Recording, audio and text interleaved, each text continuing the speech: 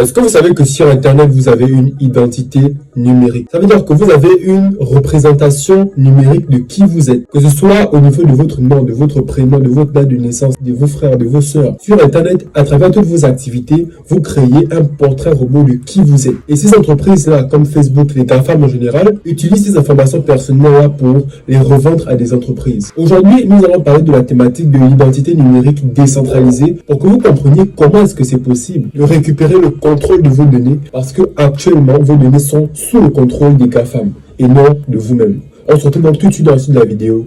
Let's go!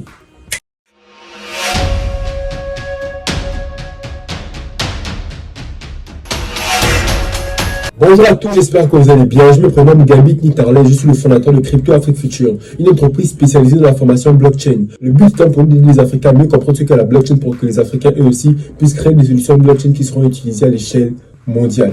L'identité numérique est un sujet vraiment très peu médiatisé et pourtant c'est le futur du monde de demain. Ça veut dire que plus tard, notre identité sur Internet va énormément compter et va avoir une certaine valeur marchande qui devrait pouvoir nous rapporter de l'argent à nous. Parce que justement, à l'ère de l'Internet, la chose qui vaut le plus cher, c'est l'information. Celui qui a l'information, la bonne information, est en avance sur le reste du monde. Donc si les entreprises comme les GAFAM ont vos informations, dites-vous bien qu'ils sont en avance sur vous et ils peuvent vous influencer d'une manière ou d'une autre. Donc faites très attention à ce que l'on appelle l'identité numérique. Maintenant, concrètement, c'est quoi l'identité numérique décentralisée? L'identité numérique représente plusieurs choses. D'abord, ça te représente toi en tant qu'individu avec toutes tes données qui te caractérisent. Mais ça englobe également tout ce qui est service d'authentification que tu vas devoir utiliser pour interagir avec des plateformes sur Internet. Tout ça basé sur la blockchain. Maintenant, il faudrait que vous puissiez comprendre que l'identité numérique décentralisée représente un enjeu majeur dans le monde de demain. C'est-à-dire qu'aujourd'hui, nos données sont sous le contrôle des GAFAM,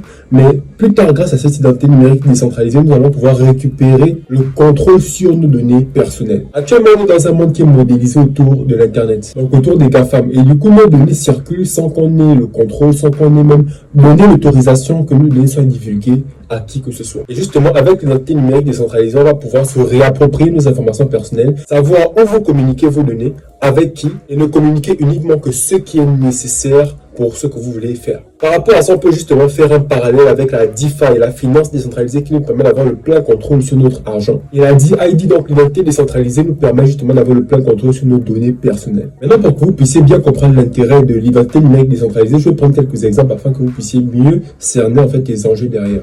Lorsque par exemple vous allez sur un site internet, vous allez pouvoir vous connecter par exemple à ce site-là et on va vous dire qu'au lieu de mettre votre mot de passe, votre adresse mail, etc., vous allez pouvoir simplement vous connecter avec votre compte Facebook ou votre compte Google. Pour vous, c'est pratique, c'est facile parce qu'il vous suffit de cliquer sur un bouton et puis vous vous connectez sans avoir besoin de mettre les mots de passe et autres. Mais en fait, ce que vous êtes en train de faire, c'est de donner l'accès à Google à tout ce que vous allez faire sur le site sur lequel vous êtes. Parce qu'on appelle ça une API et l'API permet de faire la communication entre deux sites. Du coup, toutes les activités que vous allez avoir à faire sur le site sur lequel vous êtes connecté, Google aura accès à ça, saura exactement comment vous vous comportez sur Internet et sur tous les sites que vous avez eu à connecter de cette manière. Ce qui fait qu'en réalité, les GAFAM nous connaissent même mieux que nous-mêmes.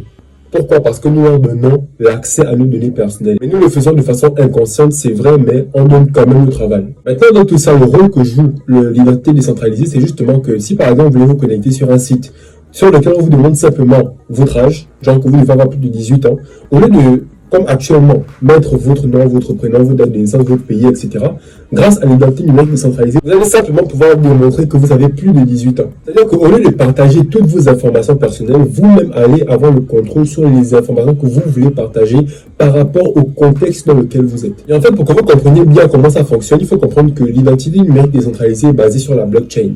Ça veut dire que vous allez créer un portefeuille comme Trust Wallet par exemple, pour ceux qui utilisent les cryptos. Et dans ce portefeuille-là, vous allez justement créer votre identité numérique. Vous allez avoir à faire un KYC, etc. pour montrer que vos informations sont réelles. Et justement, à travers ce portefeuille-là, vous allez être le seul à détenir vos clés privées.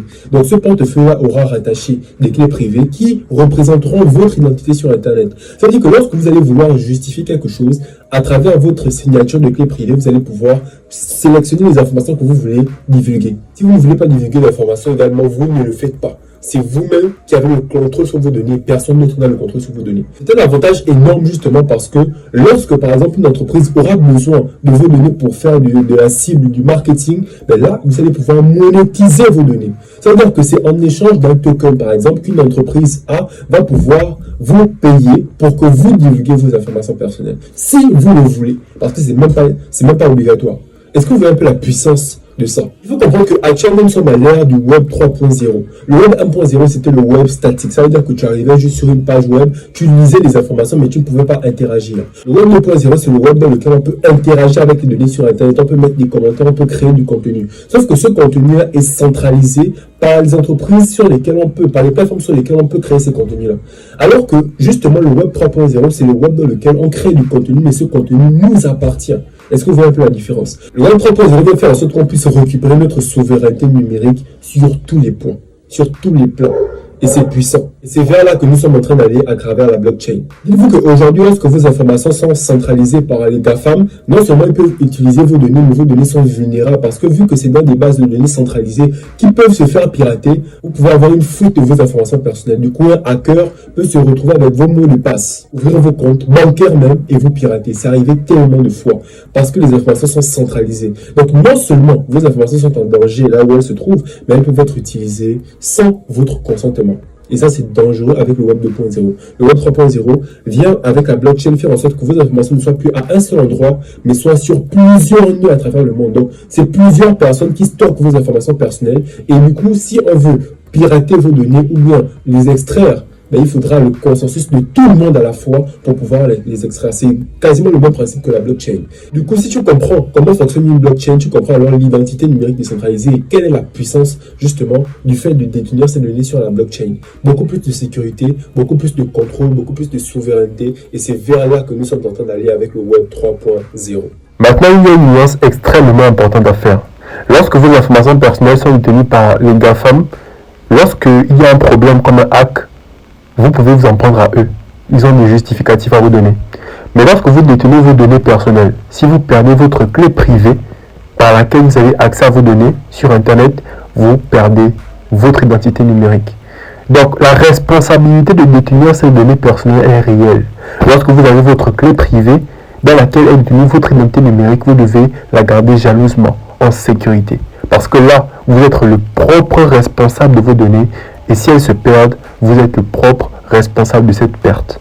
Aujourd'hui, il y a des entreprises comme par exemple Selfkey qui vous permettent de créer votre identité décentralisée avec un portefeuille et de pouvoir interagir en ligne, créer des entreprises même avec vos identités décentralisées. C'est des projets hyper importants, hyper intéressants qu'il faudrait pouvoir regarder et observer. Pourquoi pas repercuter également chez nous en Afrique pour pouvoir justement nous aussi lancer des projets qui s'attaquent à des problématiques réelles de la société et du monde. Donc les gars, merci d'avoir suivi la vidéo. C'était Harley de Crypto Afrique Future. On se retrouve dans les prochaines vidéos. Big up les gars.